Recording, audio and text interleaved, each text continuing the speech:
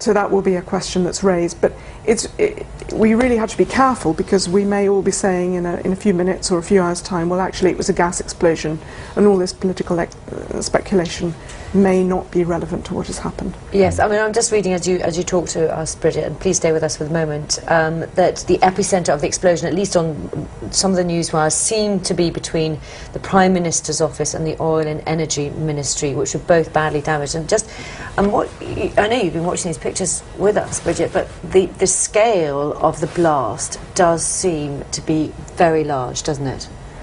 It does, but I mean, that doesn't mean to say that that means in itself that it was deliberate, although if it was deliberate, well, it has caused a large explosion. We can see the smoke rising above the capital still now.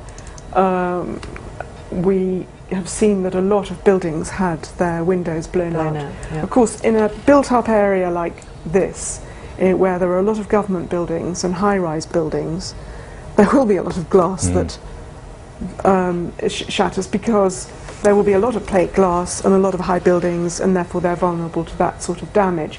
But if you look there on the street, it clearly is a scene of some devastation, although still people on the streets.